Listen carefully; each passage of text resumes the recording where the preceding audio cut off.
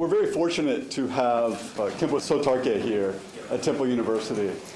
And I would like to thank all of you for coming, all of the organizers, and in particular, Khenpo Sodargye. He became a monk when he was 23 years old at what came to be the largest monastic college in the world. So, Nagarjuna, the place where Khenpo Sodargye is from, is on the Tibetan plateau in a nomadic area, and it seems to be very far removed off in almost another world compared to Philadelphia. But in the Buddhist world, it's in some ways the center of the Buddhist world. There are over 10,000 monks and nuns living at this center. They're producing a lot of scholars. A lot of texts are being translated into different languages. And Tibetan Buddhism in particular has the largest canon of any language of texts that are translated from India. There's over 108 volumes of the canon of the words of the Buddha and over 250 volumes of Indian commentaries that were translated into Tibet. So we're very lucky to have Khenpo Sodargye come from this dynamic center of the Buddhist world at Nagarjuna. And he has been traveling around the world, translating texts into Chinese from Tibetan. So I'm very happy that Khenpo Sodargye has come to Temple University, and we're very fortunate to have this opportunity to hear a scholar represent his tradition, the richness and depth of the Tibetan Buddhist tradition is very much alive today on the Tibetan plateau. So I'm very happy to introduce you now to Khenpo Sodargye. Please stand up.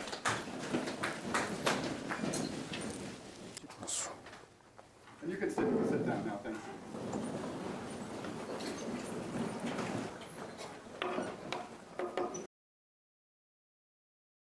It is a great pleasure to be here today with all the faculty and students to share and exchange ideas on the Dharma. I have been studying the Dharma for a long time. The Dharma itself is incredibly profound and vast. With my wisdom, it is still very difficult to fully comprehend the profundity of the Buddha Dharma.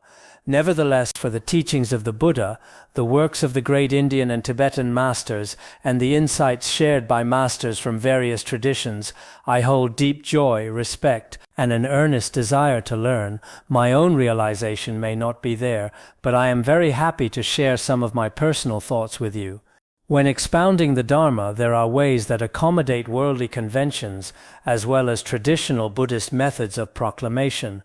A few days ago at Princeton University, a professor told me, "When you teach, you should use the traditional Tibetan approach, citing scriptural authority, using logical reasoning, and sharing pith instructions." He suggested that Westerners might actually prefer this traditional style, so he asked me to teach in the same way it is done in Tibetan monasteries and academies. I replied to him, "Students today are mostly focusing on things like power, money, and romantic relationships. Will they really be able to accept such a traditional method?" He said, "Some might not listen seriously at first, but as they reflect on it over time, they will understand, and the Dharma will bring them genuine benefits." That is what he told me. So today I will adopt the traditional style of the masters to talk about the meditation and practice of emptiness. How do we perceive all phenomena as emptiness? First, we must observe. If we simply claim that all things are empty without observing, it will surely lead to fear and confusion for many. Some people think Buddhism teaches that things just vanish into nothingness, as if our homes, our food, and our clothes simply cease to exist. From the perspective of conventional valid cognition, that is not the case. Rather, it means that the inherent nature of matter is unestablished.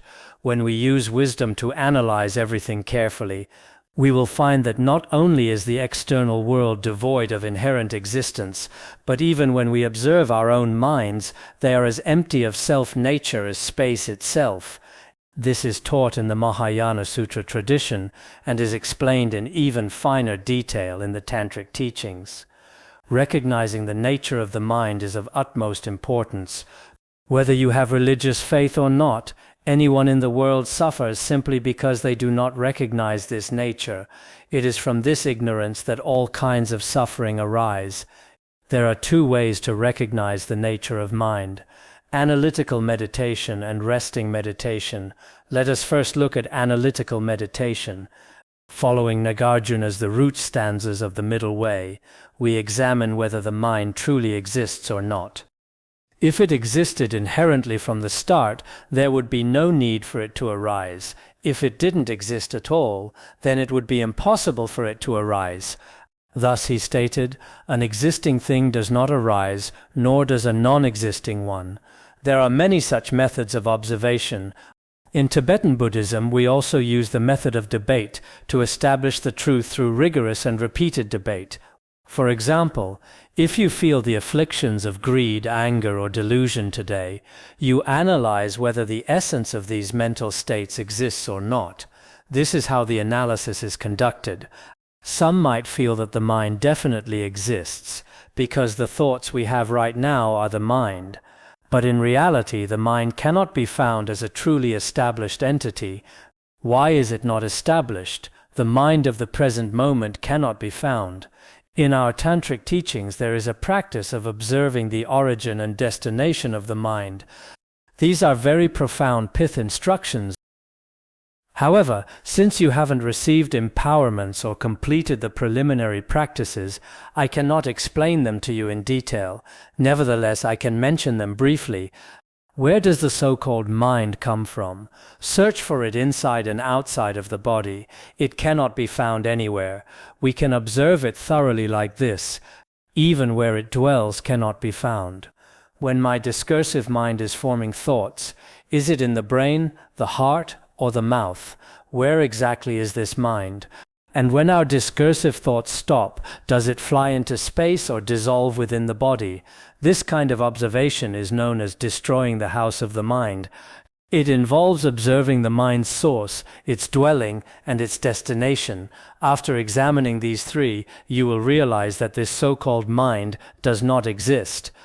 The Diamond Sutra says past mind cannot be grasped, present mind cannot be grasped, and future mind cannot be grasped. The past mind is already gone, so it is ungraspable. The present mind is also ungraspable because now is just a concept of a fleeting moment. Even if you analyze it for a minute, you won't find a present that truly exists. The future hasn't happened yet, so it is ungraspable. Without investigation, we all assume there is a mind, but when we really look, using the mind to observe itself, what exactly is it?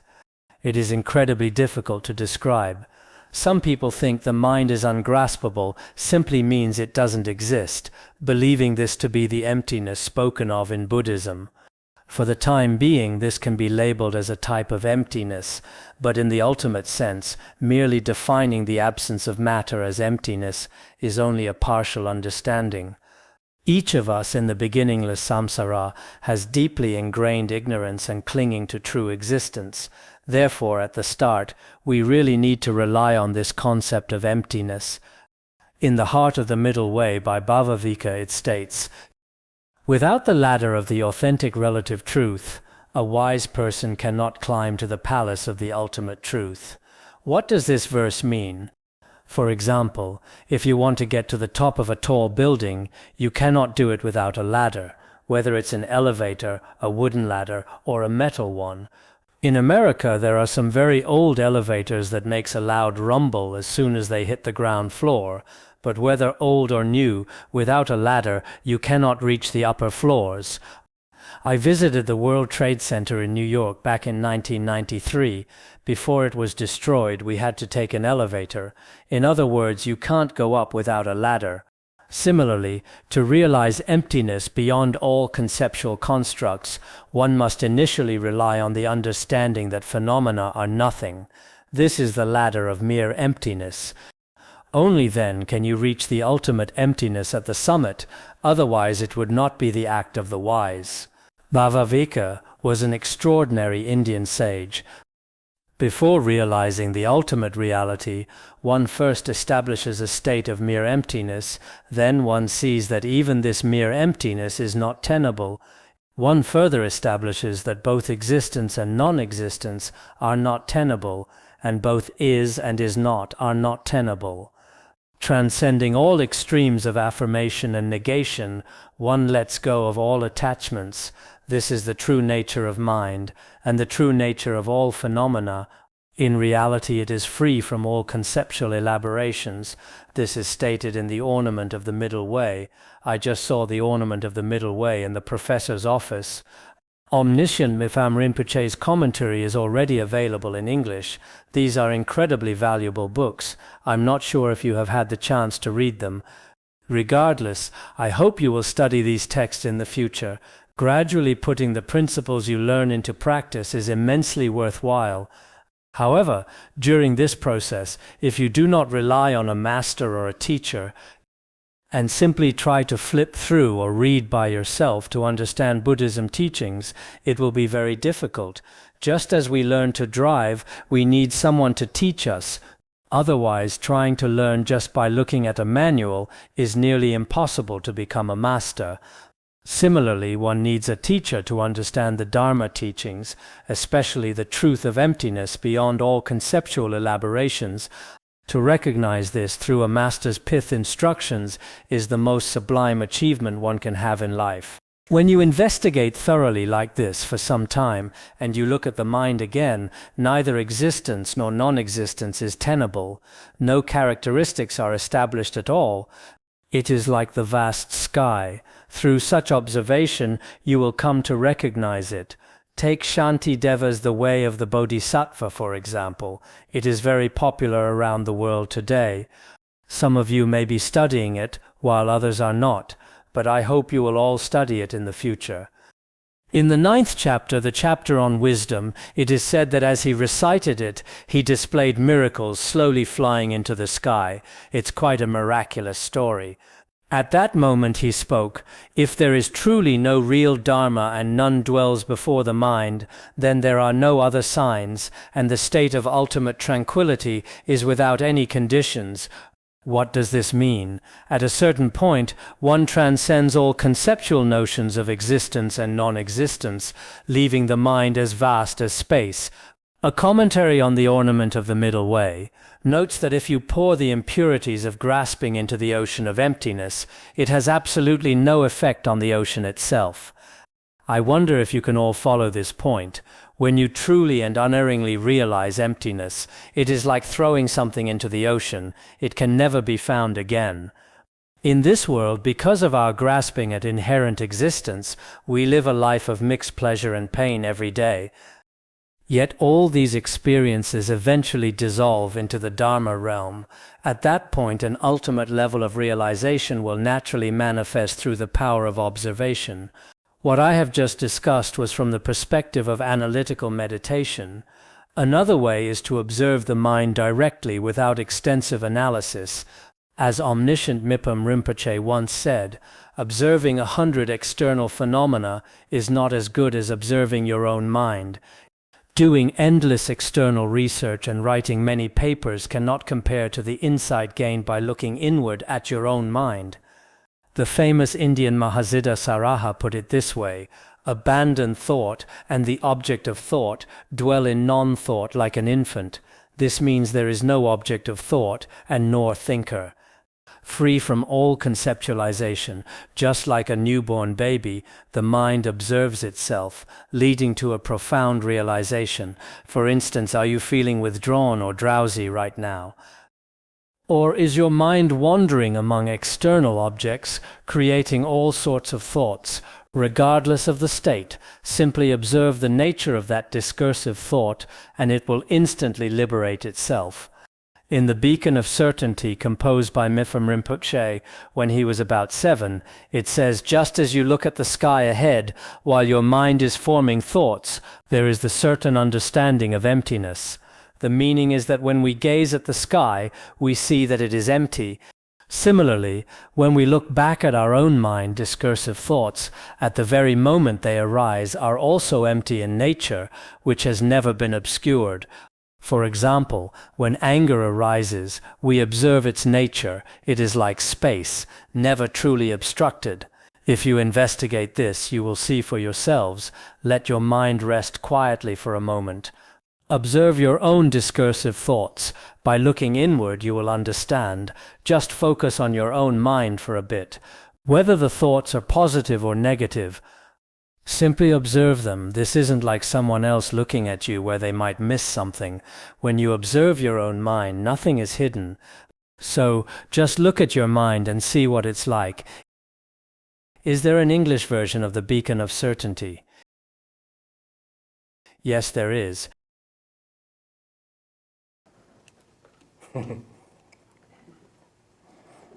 Have any of you read it?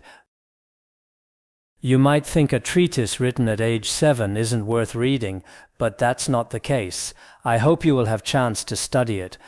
As I just mentioned, when you look back at the mind, there are actually no afflictions to be eliminated, nor any wisdom to be newly achieved. By observing the true essence with the correct view, an inexpressible, genuine wisdom can manifest. In Uttaratantra Shastra, the ornament of clear realization, and many other treatises, it is consistently stated, there is nothing here to be removed, and not the slightest thing to be added. Truly look at reality, and seeing reality you are liberated. That is the teaching.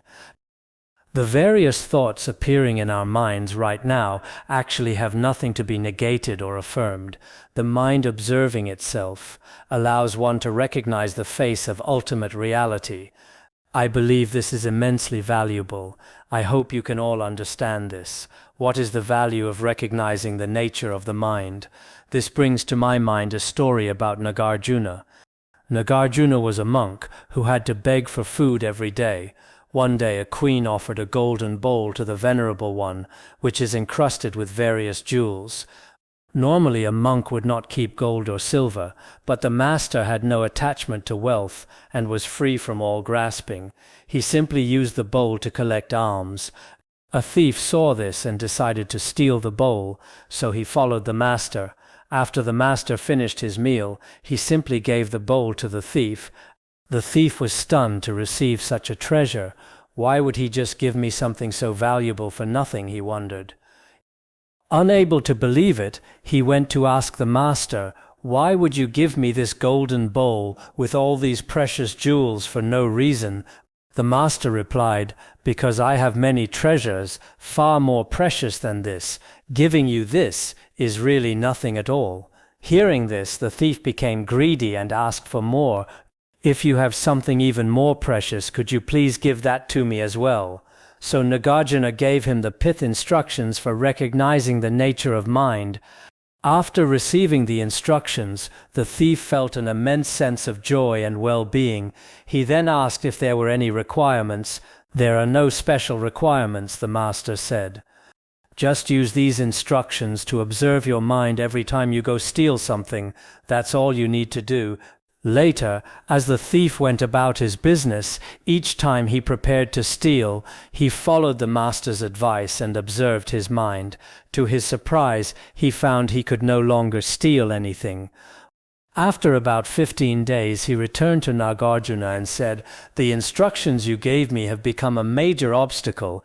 In these 15 days, I haven't managed to steal a single thing. Whenever I'm about to steal, I observe my mind, and the desire to steal just vanishes. What should I do?" The master told him, "Well, then you should just give up the practice." But the thief replied, "I can't give it up. During these 15 days, I've felt an incomparable joy, a happiness I have never experienced in my entire life. From now on, even all the wealth and glory of a kingdom could not compare to the peace I find in recognizing the nature of mind. I will never abandon these instructions." He eventually became one of Nagarjuna's most outstanding disciples.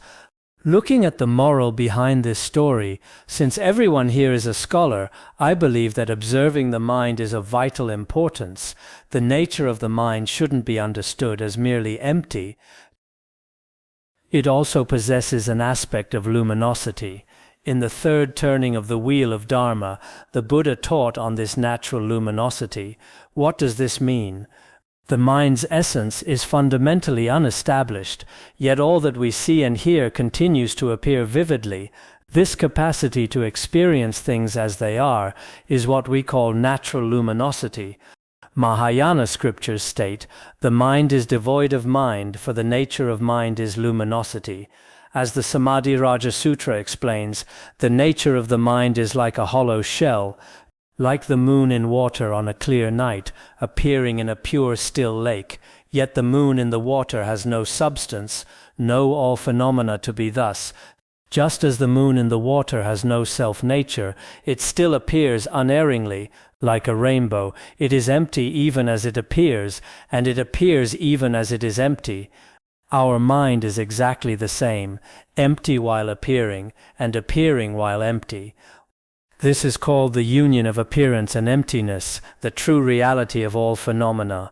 This truth must be realized for oneself, relying on the pith instructions of a master. In India and Tibetan regions, there have been many such accomplished masters, whom we might also call realized ones.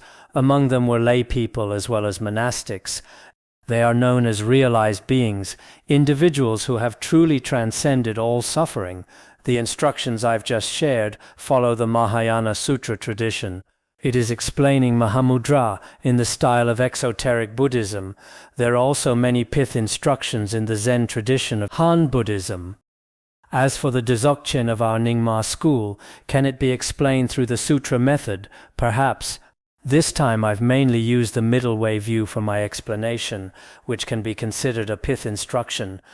I hadn't originally planned to present it this way, but due to various interdependent circumstances, as a Vajra song by His Holiness Jigme Phuntsok Rinpoche says, the precious words of Protector Mipam slipped out of my mouth unintentionally. What does this mean? The sublime jewel-like Dharma that Protector Mipam Rinpoche entrusted to me. I hadn't intended to share it, but it just slipped out. I find myself in a similar situation. These jewel-like teachings bestowed by all the lineage masters are the core essentials I have spent my life striving to learn and practice. Today, through a special set of circumstances, I have shared them with you almost inadvertently. I had prepared a different approach using Madhyamaka, but there's no need for that now. Certain factors led us here, so we will leave it at that. I think there are 3 reasons why I spoke as I did. First, the faculty here have long been researching Mipam Rinpoche pith instructions and various treatises. They are very devoted and have done excellent work. Second, I am only in this city for 1 day. This is the city where the Declaration of Independence was first adopted, a pivotal location in the founding of the United States. Perhaps there is a meaningful connection there, or maybe it's just my own thinking. Third, yesterday my students from Canada, who are also my friends, flew with me to Los Angeles, and then we visited Yale and many other schools. I felt those talks weren't entirely satisfactory. They didn't seem to offer the level of benefit I had hoped for. Considering the expenses for travel and hotels, I felt we should establish a truly sublime Dharma connection, driven by these 3 thoughts and this specific timing. What I shared today might be seen as pith instructions, or perhaps not. Regardless, the words of the great past masters are, for me, the most valuable teachings of my life. They carry inconceivable blessings, and I always keep them with me. Sharing them with you today is what I call an interdependent connection. Shakyamuni Buddha is the one who could truly explain great interdependence. Regarding the Buddha's verses on interdependence, Tsongkhapa's praise to dependent origination says, "Wondrous teacher, wondrous refuge, wondrous speaker, wondrous protector. I prostrate to that teacher who skillfully taught dependent origination. It was our original teacher, the Buddha, who taught profound interdependence." We are simply students following in his footsteps. Even if some of you do not identify as Buddhist, I hope you will still examine and reflect on these principles. Thank you all very much.